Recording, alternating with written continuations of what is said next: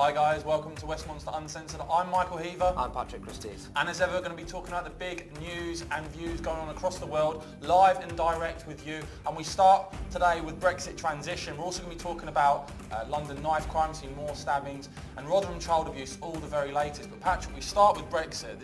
We've just seen it in the last hour, last few minutes, a significant development on the transition. Yeah, absolutely, guys. It's just come through to us here at Westminster. There's a leaked government document that shows that our government's position with regards to a Brexit transition period is that they now want it to go on indefinitely. This obviously isn't Brexit, but practically speaking, what does this really mean? Well, it means that the ECJ's rule over our legal system is going to continue, it would seem, indefinitely. Clearly now we would also indefinitely be part of the customs union and single market, which would have the knock-on effect of uncontrolled mass migration yet again. So big developments here in this leaked document. Yeah, very, very interesting. I mean, there's a lot of scepticism, I think, around this whole transition. The European Union themselves have referred to it as a status quo transition without institutional representation. So certainly there's a lot of scepticism from Brexiteers about this. And we've seen this document. And the key thing here is we've heard about, the time-limited aspect of this. But what I think a lot of Brexiteers, and guys, let us know what you think about this, are sceptical of is the fact that, well, first of all, it was supposed to be the Article 52-year period that was the cut-off. Now we're talking about until 2021 potentially. And this document potentially could see it go way beyond that. And we're talking about, just to boil it down, guys, we're talking about things like open borders, things that, the bread and butter of what Brexiteers voted to end. We're now looking at the 2020s. I know that a lot of you guys are very, very angry about this, and it looks to me like a significant development that you're now seeing this whole time-limited aspect potentially diluted. Well, absolutely. Well, look, guys, I'm just going to jump in with some of your comments because we've already raised up to nearly 150 of you watching live, so please do give us a big like, a share, and a thumbs up if there's 150 you on like what you're seeing. Facebook, There and you we've go. got another. We've got 142 on Twitter. Retweet us, like us on Facebook, Absolutely. help spread the word. Well, look, guys, this is interactive news, so we're going to get straight involved with some of your comments. Joanne Sherritt saying she just turned the BBC News off. That's what we like to hear. But Kieran Trevis specifically on this announcement that there'd be an indefinite Brexit transition period has said, not what we voted for. And this Sean loves the tie. Yeah, Sean loves the tie. Well, it's good that somebody does, Sean. Thank you very much. But look, guys, I'm going to read out some of the quotes that have come out today in this leaked government document. If you are just joining us, it's emerged that the government's position is that actually, shock horror, it wants to keep us tied to a Brexit transition period indefinitely. The quote is, the duration of the Brexit transition period should be determined simply by how long it will take to prepare and implement. This clearly is not strictly time limited, is it? And with regards to the ECJ rule, a key founding pillar of the entire Brexit vote that we would now be able to regain control of our legal system. The quote here is, the UK acknowledges that the agreed approach will need to ensure the UK's domestic law reflects the union acquis covered by this part of the agreement during the transition period. So basically what it's saying is that indefinitely we're now going to be subject to ECJ rule. What do you think about that? Now, I know you've got something to say, Patrick, on the timing of this. This comes after a letter was put in. I'm just going to get to that in a minute, but I'm just going to go through your comments on Twitter. Squirrel saying it means we're not leaving. It is a dark road. We've got Andrew A saying things will never change on Twitter. Do keep your comments coming in, guys. Certainly, I think a deep scepticism with some justification, I would argue, that this transition could well become something that rolls on and on and on. And when you start talking about 2021, you've seen how volatile the British political scene is at the minute. When you start talking about things 2-3 years ahead of time, then you start wondering, when will policies actually be implemented in terms of ending open borders, in terms of ending the jurisdiction of European courts and the rest of it? Well, this is it, isn't it? I mean, it's not a shock, is it, that we voted for Brexit? It happened a little while ago, and I think what is becoming increasingly obvious, in fact, even Angela Merkel, everyone's favourite foreign leader there, Angela Merkel, even said that, look, when she's having talks with Theresa May, it's basically like a never-ending cycle of nonsense, because she's saying, what do you want? Theresa May's essentially saying, I don't know. And I think this document shows clearly that the government is buying time because it can't make a decision on what it wants. But I do have a little theory here onto what's happened. So yesterday evening, Theresa May came into possession of a letter from 62 Eurosceptic MPs, led of course by everybody's favourite Jacob Rees-Mogg, and that outlined the red lines for these avid Brexiteers. And in that it said, look, we don't want Britain to be a rule taker. We don't want Britain to be subject to ECJ rule. And clearly they didn't want the customs union and single market access either. And now, just before PMQs, this very timely leaked document appears to show Theresa May's position is the polar opposite of that. Surely this is the start now of a leadership bid, a kind of a move to oust Theresa May, you would have thought. Well, certainly lots of talk on Mog on Facebook from you guys. We know the support's there. Absolutely. Very interesting comment here from Daniel. Thank you very much for your comment, Daniel, on Twitter, saying if they go ahead with the transition period, Corbyn will be the next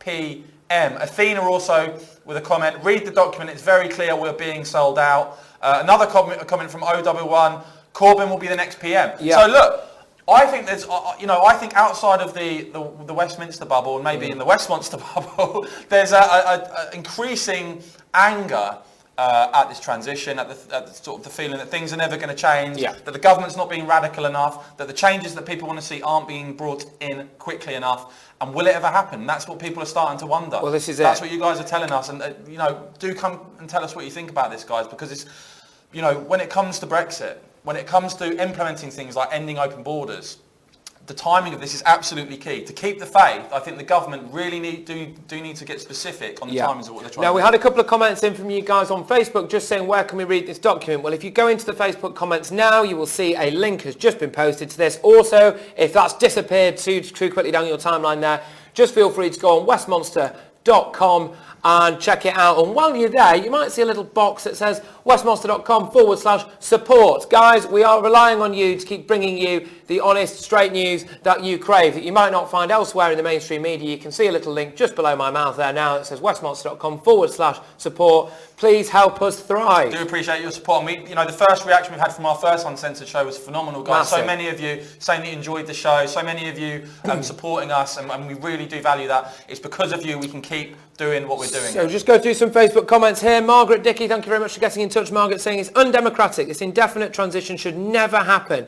And Kay Gibson saying we voted to leave, not for a transition, and we're getting a lot of love, as we always do, for Jacob Rees-Mogg. And a lot of you are calling for action, guys. And I think my point is that I think today maybe we're seeing the very foundations of a start for action from MPs, because 62 Eurosceptics got in touch with May, drew some red lines. She's now completely rubbed out those red lines. They've gone rather pink. And I think perhaps we could see a shift, a leadership challenge.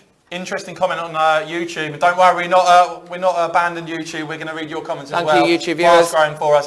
Tyler D on YouTube saying, will Nigel step in and take over to ensure quickly? Nigel Farage actually said on his LBC show the other day that he isn't going to be standing for the UKIP leadership. So sorry to burst your bubble, but I don't think that is on the cards at the moment. Just turning now. I mean, we've looked at the sort of time frame. We've looked at all that. A very, very interesting, important story today. Massive. In terms of wages, Patrick. Yeah, big stuff, really. On our website, westminster.com, you can go and see this, guys. So basically, obviously, you might have heard all the nonsense that Project Fear was pumping out, kind of prophecies of economic doom, and we'd all be out of pocket if we all voted to leave. Well, shock horror. Average weekly earnings, excluding bonuses, have risen by 2.5% year on year from last year. That's the most since December 2016, and the overall employment rate rose to a near record level of 75.2%, and part of this is being attributed to the fact that now foreign workers are coming to Britain less and less, which means that basically employers have got less of a pool of cheap labour to draw from, and therefore they're having to increase people's wages. And finally, it means that Brexit really now means that British workers, or workers in general that are already here, are being paid what they're worth. Well, it's interesting because I remember during the referendum, one of the big arguments that people like me made for the Leave side, and Nigel Farage and others, basically was that the British workers have been screwed by mass open door migration. Now, you can talk about spin, you can talk about all that stuff. Bloomberg Business today, just look at the headline they ran with. I bet that's UK wages pick up as fewer Eastern EU workers fill jobs, right? It doesn't, that's in black and white. It doesn't come any more emphatic than that. No. The fact is, guys, it's a supply and demand argument on mass migration. Absolutely. It always has been. And if you start limiting migration, if you start seeing numbers of people fall, that's how you start seeing wages grow. And I think, Brexit is going to be remembered as a victory for British workers if the government have the balls, have the guts, have what it takes to cut and end open border migration and bring it down to the tens of thousands. And as I say, we go back to our first story, Brexit transition. You're not seeing at the moment a time frame set out for when open borders are going to end, when mass migration is going to be cut. You're not seeing it at the moment, and we need to see it because I think British workers will really, really benefit, and you're starting to see it. Absolutely. Well, the comments are coming in here on Facebook. Guys, if you're not watching on Facebook, you're watching on Twitter and YouTube, please throw your comments in. We're all over them as well. You're all welcome. So Richard McDonald just saying, of course wages will rise.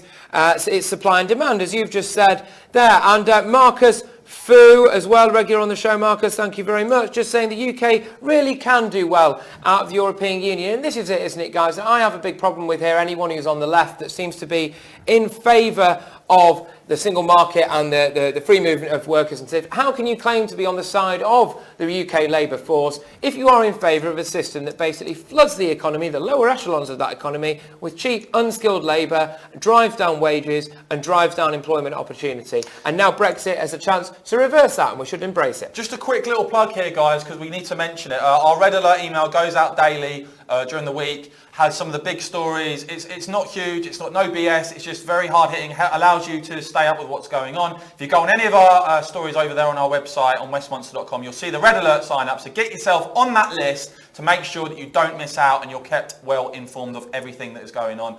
And one of the, again, something you may not hear anywhere else. Yes, you see, it's new news here at Westmonster. Yeah. A new alternative economic analysis has been put forward by 4 leading independent economists. Very, very interesting, because not only are they talking about how and exposing how actually Brexit is an economic opportunity, and that GDP, if the government have the guts to do it properly, GDP will go up. What they're actually exposing as well is that the Whitehall forecasts, those government Project 4 forecasts you may have seen, are completely and utterly flawed. Who'd have thought? They're not even applying the government's own Brexit objectives into the data. And when you do, and when this group, great group economists for free trade do that, it actually shows that there will be an economic boost.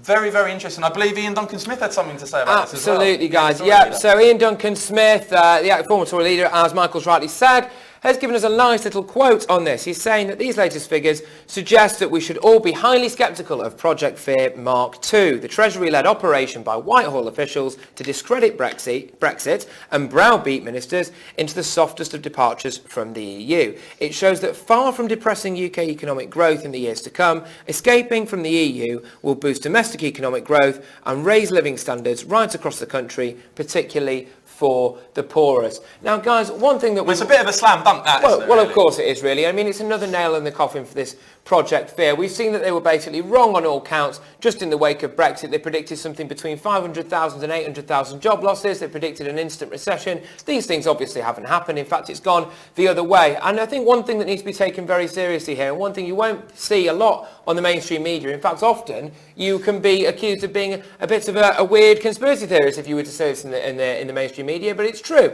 There is a vested interest from these civil servants who are behind these reports to not enforce any kind of radical change. They don't like radical change, and so they have got a vested interest in down-doing Brexit, and I think that is what we've been seeing so far. We've got Daniel on Twitter saying, love what you guys do, #RealNews. Indeed. Well, thank you very much for your support. If you are enjoying this, give us a like on Facebook, give us a retweet on Twitter, visit westmonster.com/support if you're enjoying what we're doing. We'll just repeat, we're on Monday, Wednesday and Friday, 1 o'clock UK time, 3 times a week, so make sure that you come back, same time, same place, every week. And we're hoping to grow. We're hoping to really get these messages out there, guys, because some of this stuff you will not see anywhere else. Well, we at Westmonster are going to be talking a lot more. And that's it. Karen Young's got in touch. Will that be on the 10 o'clock news? Probably not, Karen. No, I would have thought not. But that is why you should only ever come to us. Absolutely. Well, guys, the next story we have is something that you've probably heard about. It's disgusting. A sickening story. It's the Rotherham child abuse case. There's been an update on this. Basically, there was a report done back in 2014 that estimated around 1,400 children sexually abused.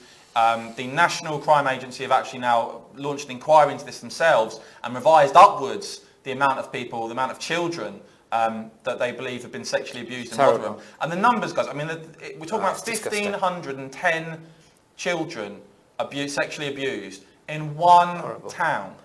In one town, guys. I mean, it's absolutely sickening. It's terrible that child sex abuse on this scale has happened in an English town. It's unbelievable. No, it is unbelievable, guys. And And the 110 suspects have been identified, trials are listed, 80% of the suspects are of Pakistani heritage. This is according to, it's not us saying this is according to credible fact, you know what I mean? It's out there, just go and have a look at it. 1,510 children abused, guys. I mean, it is absolutely appalling, and we're going to be coping up to this case because we've also seen potential cases in London of child grooming and things like that. Yeah, Rochdale, of course, and Greater Manchester. I'm afraid this isn't going to be an isolated case. No. To see this scale of child sex abuse is shocking, it's disgusting, and it's something that needs to be highlighted because this cannot go on. And we saw, I think, one of the most damning things I think we saw was that interview on Channel 4 News with a victim. So basically, Channel 4 News did an interview with one of the victims of this deplorable space of child sex abuse in Rotherham, and she said that she will walk through the town centre now, in the town where she was abused, and she will see cars with men driving with very young girls in the back, openly driving around. So this is still going on. But I've got a little point that I want to make, well, it's quite a big point really, that I want to make about this whole Rotherham thing. We need to just deal with the absolute facts here. Let's look at the absolute facts, okay? The number of victims of deplorable child sex abuse has risen. And we already thought it was pretty bloody high to begin with, right? The facts show as well that the main perpetrators of this are coming from a particular demographic. The facts also show that when a politician, i.e. Sarah Champion of the Labour Party, tries to stick her head above the parapet and do something about this, she is silenced. Now, I put this to you, or indeed any politician watching this show now. If these girls or boys were your daughter, if these girls and boys were the daughters or sons of high-flying city analysts, of high-flying lawyers, of high-flying GPs, this problem would have been sorted. But no, we currently have a situation in Britain where politicians are too hamstrung by political correctness and care so little about poor working-class kids that nothing is being done. That is shameful, abhorrent and wrong. It is indeed, guys, and yeah, we do read the YouTube comments. We're reading all your comments, guys. Tell us what you think about this, really. I mean, we've got Daniel again on Twitter. Political correctness is destroying the country. You know, it's absolutely shocking for it to go on this scale. And again, something else that you'll know we talk about a lot on Westminster, guys, and it's up on our site now. And I'm frankly sick and tired of talking about it, but I have to because. And I tweeted this last night, by the way, guys. Have you seen the coverage at the moment on fried chicken? On this whole KFC shortage, yeah. You know, they've got some sort of supply chain shortage, right? And there's wall-to-wall coverage. Yeah. And it frankly appalls me that you compare that to the coverage of young men being stabbed to death on the streets of London. I mean, you've just had it last night. We've done a story in Camden last night. 2 young men, one of them 17, not even a man, young boy. 17-year-old lad and a man stabbed to death in Camden. There are reports locally, we can't confirm them, but there are reports locally of other attacks in the area. What the hell is going on down there? It sounds like absolute pandemonium. And it seems to me now, Patrick, about you, I'm getting seriously hacked off of repeating myself of every single week reporting on another young man, teenagers, young boys, stabbed to death in London. And you look at the media coverage, and we're covering it, we're pushing it, we're highlighting, we're disgusted by it. And yet, I mean, the level of coverage that you're not seeing nationwide coverage of it. You're seeing people talk about chicken. Yeah. I mean, where does that put you as a country? Where does that put you as a society when this epidemic, this wave, this surge of violence on London streets seems to be getting less coverage than what's going on at KFC? Yeah, absolutely, guys. And look, this does tie in with the Rotherham thing as well, because clearly now we are in a position where it's never apparently in a politician's interests to raise these hard-hitting issues, whether or not it is child sex abuse in Rotherham, or whether or not it is why there is spiralling knife crime going on, not just in London, by the way, because we have had a lot of comments from people that are clearly outside London, and we value our viewers. I mean, I'm from Manchester myself. I know that knife crime is an issue there. We had a comment in before about knife crime in Nottingham, so this is something we are planning on working on in Westminster here, and building this broader picture of the knife crime thing. But we are in a position now, clearly, where our politicians, it's never sexy enough for them, or it's always too risky for them to actually bring up and tackle these hard-hitting issues. But, you know, they will tweet about the fact that KFC has got a shortage of chicken, obviously, because that's fine. Yeah, I know. You know, when is the thing I always say is, when is the last time you saw a politician in Britain stand up and say, we need harsher sentences, we need more police on the streets, we need to build more prisons, we need to stop pussyfooting around? I mean, it's the situation, I believe, now in Britain, Well, you actually have to be caught twice, I think, with acid. You have Twice to be caught with twice acid. with knife to be guaranteed any sort of prison sentence. No, there should be mandatory prison sentences for people that are caught with weapons. There needs to be a strong message come out from the government. And all we see, in my opinion, is basically a collection of sort of hand-wringing and just looking the other way. Yeah. And there's young men on a weekly basis, very young people, teenagers being stabbed to death. And where is the solution? Where is the call to do something about this national emergency? This is it. So Richard Baker's got in touch on Facebook. Thank you very much, guys. Please keep these Facebook comments rolling in. If you like what you're seeing, we've got on Facebook now, we've got over 200 live viewers. Help us grow, guys. Give us a like, give us a share. Really appreciate it. And also, don't forget to visit westmonster.com/support. We do need your help to keep bringing you the news that you want. But guys, your comments coming in on this knife crime and Rotherham thing is absolutely deplorable. Richard Baker's just saying it's sickening. Stephen Hart saying our country is now a war zone. Marcus saying horrible and deplorable. And Colin Beck, it's just summing up a point that I really agree with here, Colin, just saying the whole UK is far too PC. But I mean, this does sum it up for me. It's the fact that, Rotherham, these, young working class girls being abused on an industrial scale and young men in London being stabbed to death. It does show you why so many people are so hacked off with establishment politics. Yeah. Because who's addressing this? Who's wading in? Who's actually calling for action, for massive radical change, for a tougher approach to law and order? You're not really seeing it. No. And again, we at Westminster are going to keep highlighting these issues, guys. I don't care if people find them difficult. I don't care if people don't want to talk about them, want to bury it, want to look the other way. This is what matters. These are the young people's lives in our country. They're being destroyed. Families' lives destroyed. Yeah. Because the country has gone soft on law and order and refuses to confront, at times, uncomfortable truths of what is going on in working class communities. Absolutely. Now, I would like to make the point, again, to politicians here, is that in the time that you're spending sitting on your hands or just desperately looking around for the next photo opportunity at a local primary school or near a new green space that you put out, or maybe, some kind of new transgender toilet that you just erected. Instead, while you're doing all that, you're not focusing on the real issues. And how many young girls and boys' lives are going to be ruined or destroyed because you're not able to get to grips with the real crux of these problems? Interesting comment from Luke here. I did see this poll earlier, but he says 54% of Londoners are planning to vote Labour in the local elections and over 50% approve of Sadiq's job. This is evidence that most Londoners couldn't give a shit about the stabbings. Well, I did see those numbers. I don't know if that's exactly correct, but I did see something similar to that.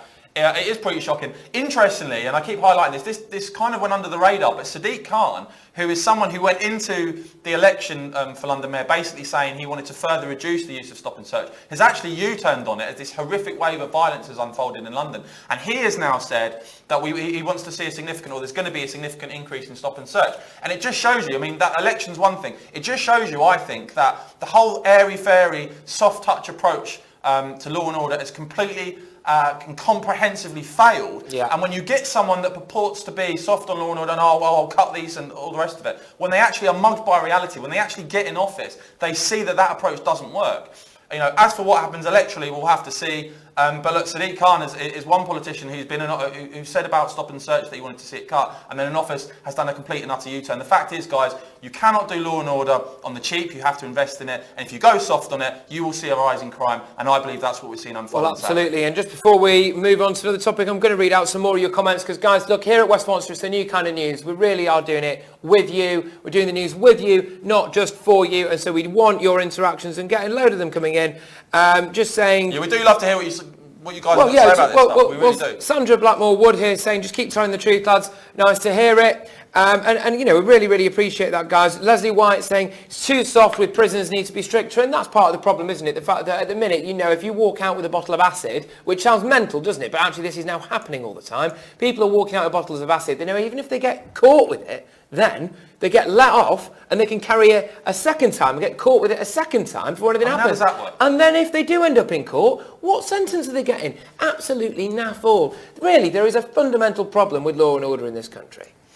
We've got Barnsley on Twitter saying, love you guys. Well, we love you too. And, again, this isn't all going to be sweetness and light, guys. This is the reality. We are not going to shy away, as some want to do, and pretend that everything's fine and duck down in a bunker and shield our eyes and our gaze from what is going on. People need to be hearing Young people are being killed in London on a weekly basis, sometimes on a daily basis. Young girls have been abused on an industrial scale in Rotherham. This is what we're going to highlight, and we're going to keep highlighting it, whether people like it or not. The fact is, if the politicians over the road there in Westminster won't do it, it needs people like you that are watching and enjoying this, people like Michael and myself, to really be hammering this home, because unless there is real pressure on this, there is no chance of change. So guys, please do support us. Give us a retweet, give us a like, visit westminster.com/support if you support what we do and you want to see it continue. You want to see more shows potentially, because we want to keep pushing these messages. We want to keep highlighting what is actually going on in this country. Now, we do like to leave all of our Uncensored, we do like to sort of leave it with you guys having a bit of a smile on your face. Yes, Brexit good news and things like that. We do keep a keen eye on what's going on across Europe, guys, because at the end of the day,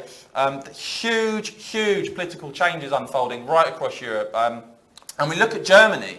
We've been following this story for a while now. You may have heard of the AfD. It's the Alternative for Germany party. They're an anti-Euro, anti-mass migration party in Germany. And what you've seen there, steadily in the polls, they have become to go neck and neck with Martin Schulz's SPD party, which is basically like the Labour Party. Well, it used to be. He's just sacked it off, hasn't he? But yes, it was his. Yeah, it was. He was the United States of Europe Schulz. He was the leader. I think he stepped down now, as Patrick says. But basically, you're now seeing, and it's on westminster.com, you're now seeing the AfD have overtaken the SPD, right? Now, the significance of this, guys, cannot be understated. Because if you end up in a position now where Angela Merkel's main opposition in Germany is a party that wants Germany to come out of the euro and basically rejects the EU open door orthodoxy. The EU is now so German dominated that doesn't just have consequences for German politics, it has massive, monumental consequences for European politics, the future direction of the European Union and all the rest of it. So it's very interesting. I always say, when you look at Brexit, we're not isolated here. What sort of the push for against open borders and against the European Union, Patrick? I mean, we're seeing it unfold right across Europe. Well, absolutely. Absolutely. I mean, look at Hungary and Poland, for example. They're obviously very Eurosceptic at the moment, and they are anti the enforced migrant quotas which are being proposed by the European Union. Austria has just elected a Eurosceptic chancellor there. Even Emmanuel Macron, who's kind of mystery EU himself, is now doing various things that would contradict EU migrant policy. There should be a tweet there on your screens right now that just show what's happening. Even, for example, in Italy, of course, there's an election underway there, and it looks like we're pretty much guaranteed to see some form of coalition there that's Eurosceptic. You've got the Freedom Party in Austria now. Absolutely. But even so, guys, as well, and I know that I haven't seen really picked up elsewhere in the media, is that even Bulgaria, their second party,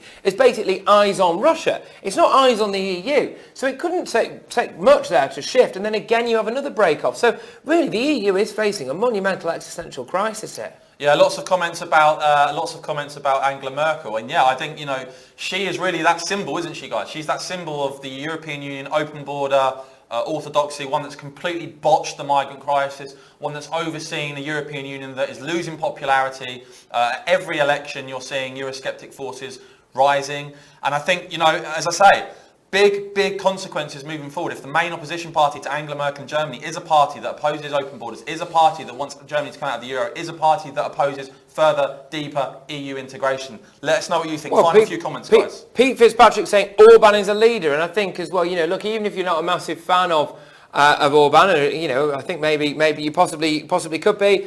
But even if you're not, he's certainly more of a leader. At least it's a man that you look at and you know what he wants. When you contrast that to the woman that's currently sitting in Downing Street, that's a bit of a difference there. Samantha, I'm not going to have a go at pronouncing your surname, Samantha, I'm afraid, because I would just really offend you. Saying, good job, guys.